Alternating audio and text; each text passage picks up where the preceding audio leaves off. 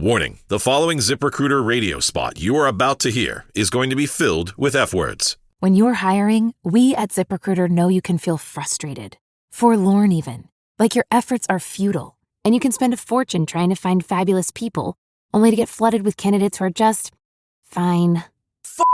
Fortunately, ZipRecruiter figured out how to fix all that. And right now, you can try ZipRecruiter for free at ZipRecruiter.com/zip.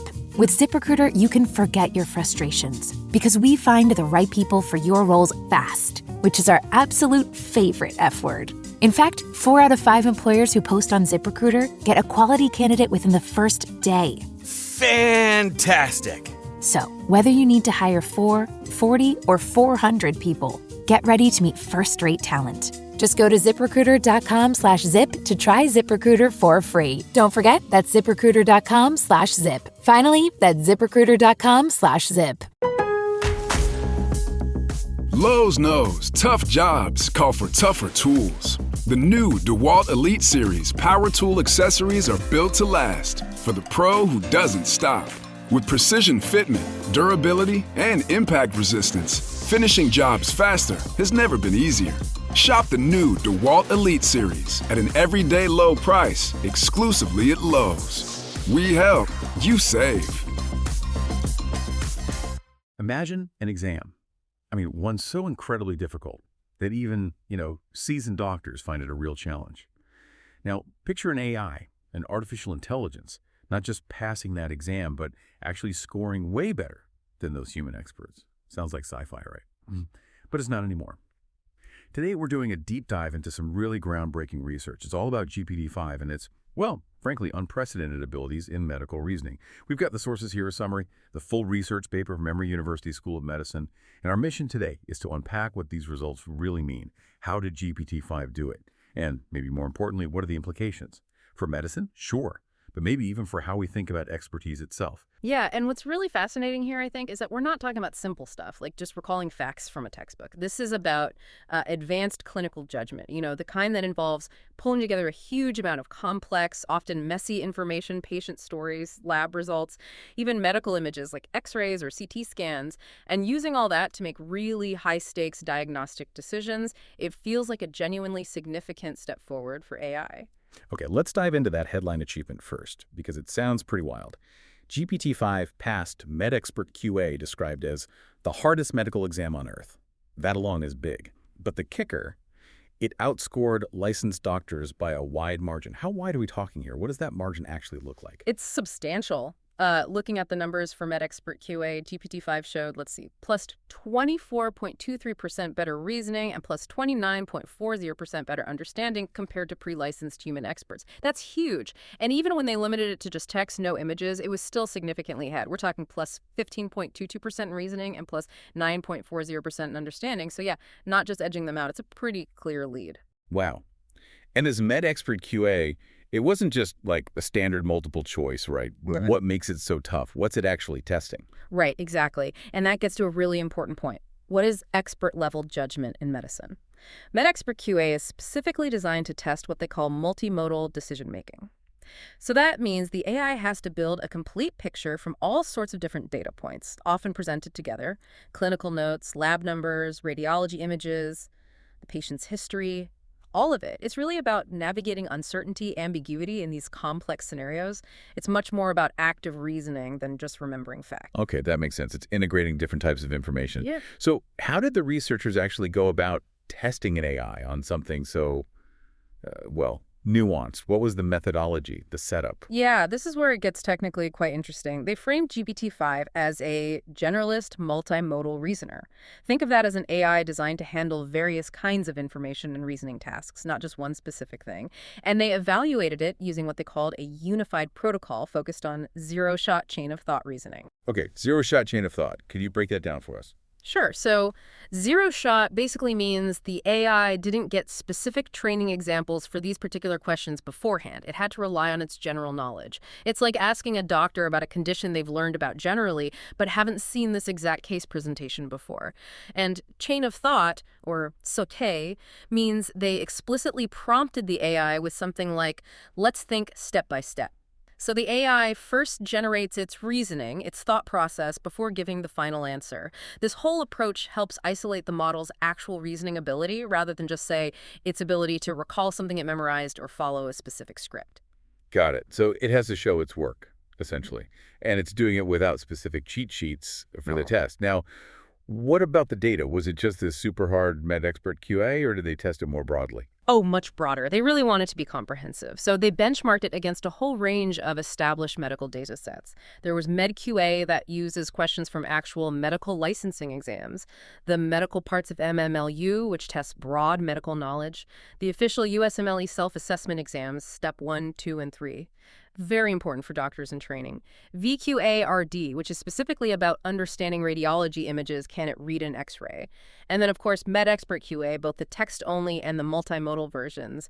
Using such a wide range really shows the evaluation was robust. It wasn't just a one-off fluke on a single test. That is thorough. So, okay, let's get down to the results then. What did the numbers show across all these different tests? Any patterns? Yeah, definitely. So on the text-based stuff, like MedQA, the US4 option version, specifically GPT-5 hit 95.84%, which is about a 4.8% absolute improvement over the previous model GPT-4o. Pretty solid gain. But the really dramatic gains were seen in MedXpertQA text. Its reasoning accuracy jumped by over 26% compared to GPT-4o. 26%, wow. Yeah, huge leap. And then on the USMLE self-assessments, it outperformed all the baseline models across all 3 steps.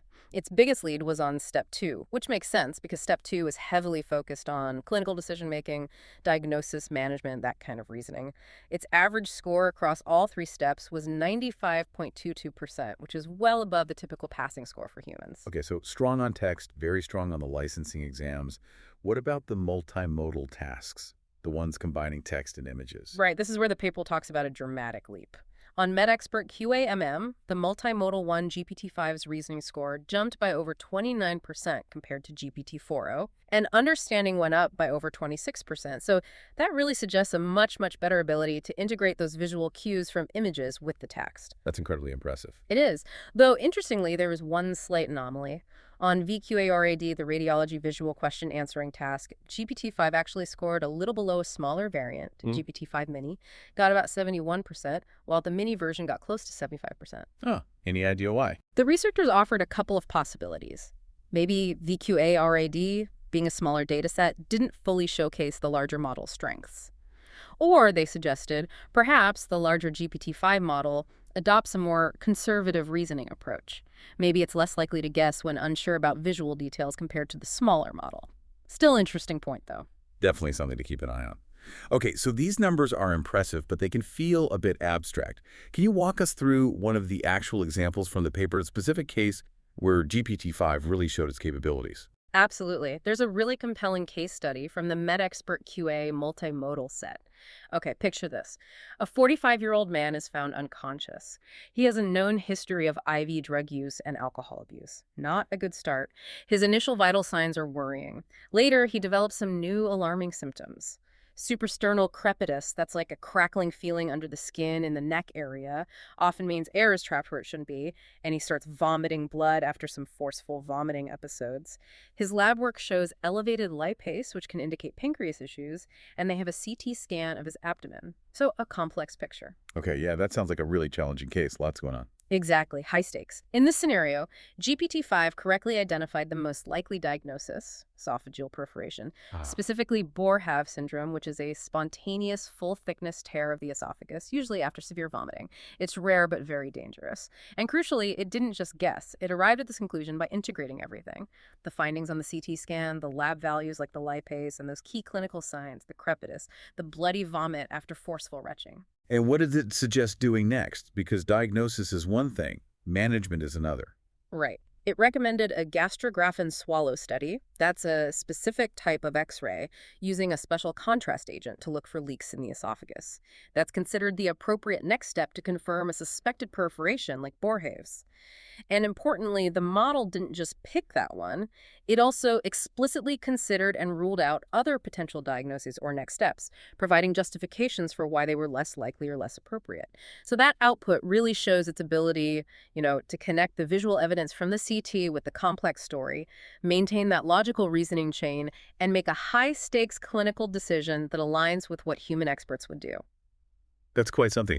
To not just get the answer, but to show the reasoning, integrate all the data types, rule things out. Which brings us back to that big question.